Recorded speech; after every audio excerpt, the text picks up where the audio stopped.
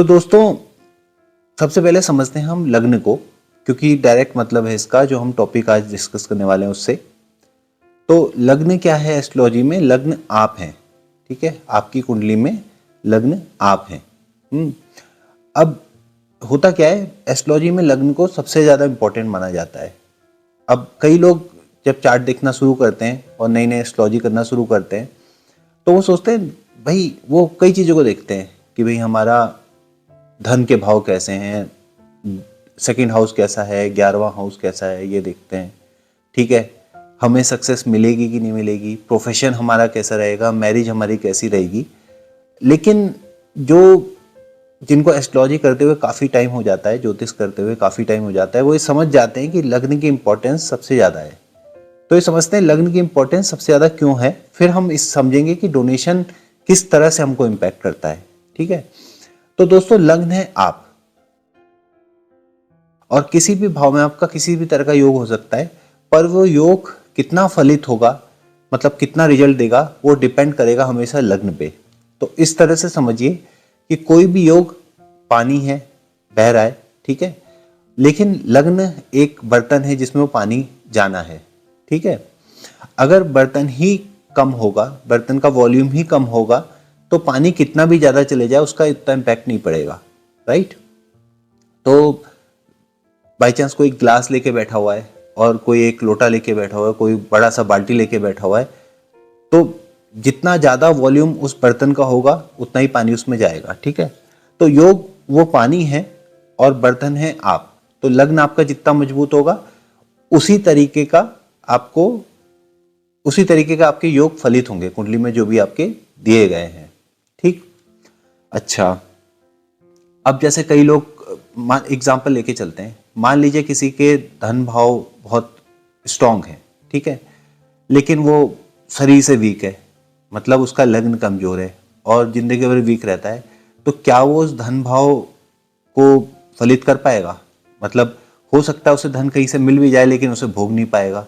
पहली बात तो मिलना ही बहुत मुश्किल है, वो खुद से कमा नहीं पाएगा। लेकिन मान लीजिए हेरिडिटी से या कहीं और से उसको धन मिल भी जाए तो उसे भोग नहीं पाएगा, ठीक है। तो भले ही वो धन भाव स्ट्रांग है लेकिन वो बर्तन ही इतना ज़्यादा नहीं है कि वो उस चीज़ को ले पाए, समा पाए, तो उसे कभी भी उस तरह का रिजल्ट आएगा ही नहीं जो उसकी कुंडली में दिया हुआ है, ठीक है। तो लग्न को स्ट्रांग करना बहुत जरूरी है, लग्न का स्ट्रांग होना बहुत जरूरी है। अच्छा, अब कुछ एक वीडियो जो मैंने पास्ट में डाले हैं, मतलब बहुत ज़्यादा तो मैंने वीडियो डाले नहीं है, लेकिन कुछ एक वीडियो जो मैंने पास्ट में डाले हैं उससे हमने ये बात सीखी है कि दो तरीके से कोई भी आपका भाव स्ट्रांग हो सकता है। पहले तरीके से कुंडली में ग्रह कैसे दिए गए हैं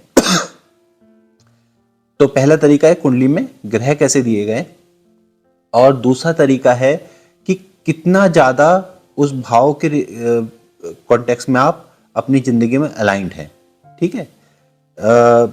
अब देखिए बहुत ज्यादा इसको डिस्कस अभी नहीं करेंगे क्योंकि पिछला वाला मैंने वीडियो डाला था, उसमें आप देख सकते हैं अलाइनमेंट किस तरह से काम करती है, और आगे भी मैं डाल दूंगा क्योंकि हमारा टॉपिक, अदरवाइज हम अपने टॉपिक से भटक जाएंगे। तो आप जितने भी अपनी जिंदगी में अपने भाव के हिसाब से अलाइंड हैं, वो भाव आपका उतना मजबूत हो जाता है। तो हो सकता है कुंडली में वीक हो लेकिन आप अलाइंड सही तरीके से हैं, मतलब जो आपकी कुंडली बोली आपको करने के लिए वो आप कर रहे हैं, तो आपका भाव नेचुरली वो स्ट्रांग हो जाता है, ठीक।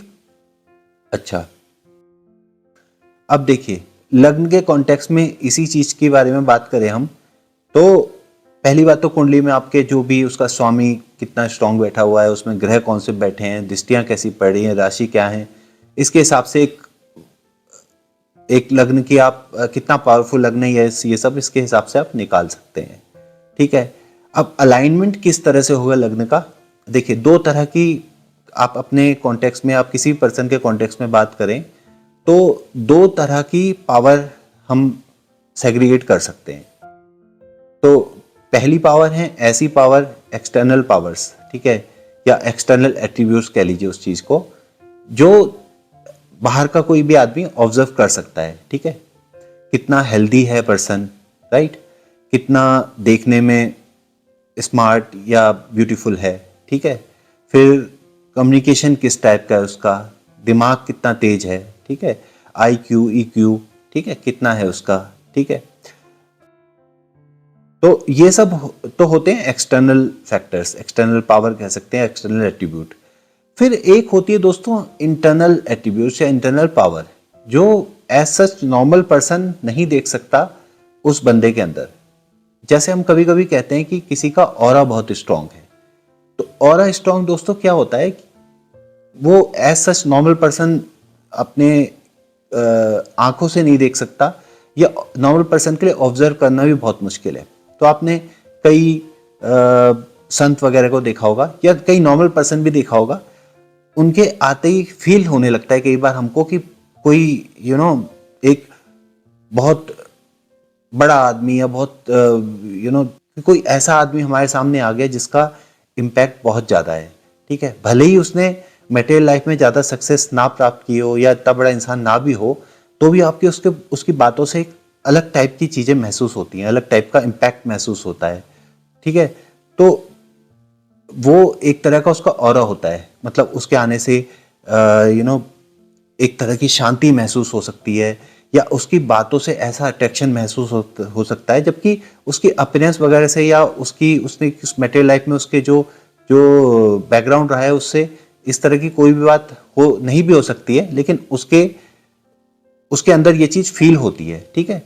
ये दोस्तों इंटरनल पावर है, ठीक है। इंटरनल पावर एक तरह की ब्लेसिंग है, ठीक है, जो आपको मिल सकती है, जो आप किसी में भी फील कर सकते हैं, और हो सकता है कई लोग फील भी ना कर पाए, तो ये इंटरनल पावर होता है, ठीक है।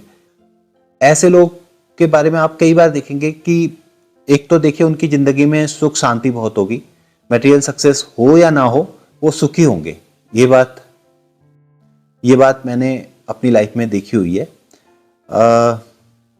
नंबर सेकंड बात, उनकी कई एक्टिविटीज या कई पास्ट हिस्ट्री से आप देखेंगे कि कई जगह पर उनकी आपको लगेगा भगवान ने उनकी बहुत हेल्प की है। तो दोस्तों ये इंटरनल पावर होती है, ठीक है। तो अब हमने देखा हमारे लगन की दो तरह की पावर होती है, एक होती है एक्सटर्नल फैक्टर्स, एक होता है इंटरनल पावर। इंटरनल पावर इतनी आसानी से ऑब्जर्व नहीं करी जा सकती, हर कोई उसे ऑब्जर्व नहीं कर सकता।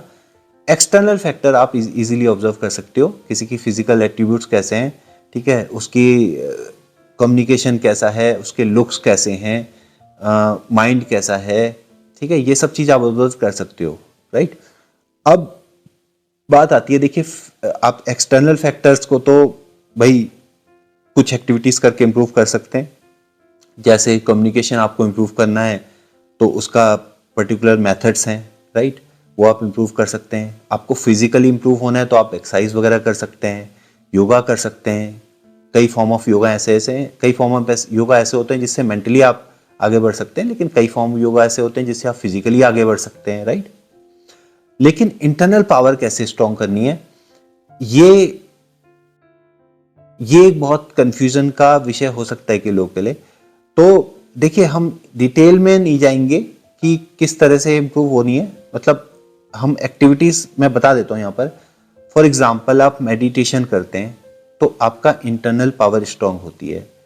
आप किसी बड़ी शक्ति के ऊपर विश्वास करते हैं, उसके आगे सरेंडर करते हैं, ठीक है, तो आपकी इंटरनल पावर स्ट्रांग होती है, ठीक है। अब हम इस पे नहीं जाएंगे रीजंस पे कि क्यों होती है, क्योंकि वो किसी और वीडियो में जाएंगे कैसे होती है, क्योंकि अदरवाइज इस वीडियो से हम भटक जाएंगे। इस वीडियो का जो मेन कोर कॉन्सेप्ट हम लेके चल रहे हैं उससे हम भटक जाएंगे, पर ऐसा होता है, ठीक है।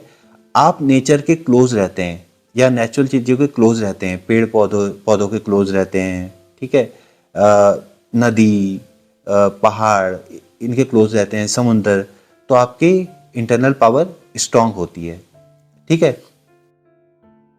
नेचुरल चीजों में फिर पशु पक्षी भी आ जाते हैं। आप गाय को खाना खिलाते हैं, आप कुत्तों को खाना खिलाते हैं, ठीक है, जो हेल्प आप उनको प्यार करते हैं, उनके क्लोज रहते हैं, तो आपकी इंटरनल पावर स्ट्रांग होती है। चिड़ियों को दाना डालते हैं तो आपकी इंटरनल पावर स्ट्रांग होती है, ठीक है। फिर दोस्तों एक और चीज इसमें क्रिएटिविटी भी आ जाती है, क्योंकि कोई क्रिएटिव काम करना भी एक तरह का मेडिटेशन है, मतलब वन फॉर्म ऑफ मेडिटेशन है, ठीक है। गाना गाते हैं, मतलब उसको आप किसी प्रोफेशनल या किसी मटेरियल सक्सेस के लिए नहीं कर रहे हैं, अपने आनंद के लिए कर रहे हैं, उससे भी आपकी इंटरनल पावर स्ट्रांग होती है। आप कुछ ऐसे काम कर रहे हैं जो फॉर्म ऑफ मेडिटेशन है, मतलब मेडिटेशन के बराबर तो पावरफुल हो सकता है वो ना हो, लेकिन फिर भी वन फॉर्म ऑफ मेडिटेशन है। जैसे आप चलते हैं और बिना मतलब के चलते हैं, मतलब ऐसा नहीं कि आप अपनी हेल्थ सुधारने के लिए चल रहे हैं, बस आप चल रहे हैं, अपने अंदर ही अंदर अपने से बात कर रहे हैं, तो उससे भी आपकी इंटरनल पावर स्ट्रांग होती है। ठीक है, अब इसमें ही दोस्तों एक चीज आ जाती है और निस्वार्थ सेवा। ठीक है, आप कुछ भी ऐसा काम कर रहे हैं जिससे दूसरों का भला हो रहा है, भले ही वो कोई इंसान हो, भले ही वो जानवर हों, ठीक है, पशु पक्षी हों या पौधे पेड़ प्लांट्स हों, ठीक है, या पूरा समाज हो, तो आप निस्वार्थ भावना से ऐसा काम कर रहे हैं जिसकी वजह से किसी का भला हो रहा है, तो उससे भी दोस्तों आपकी इंटरनल पावर स्ट्रांग होती है। अब कैसे होती है ये हम अगले वीडियोस में जाएंगे। ठीक है, तो अब जब हम जो ये वाला हमने लास्ट वाला टॉपिक डिस्कस किया, तो ये जो भी आप काम निस्वार्थ भावना से करते हैं दूसरों के लिए, तो ये वन फॉर्म ऑफ डोनेशन है।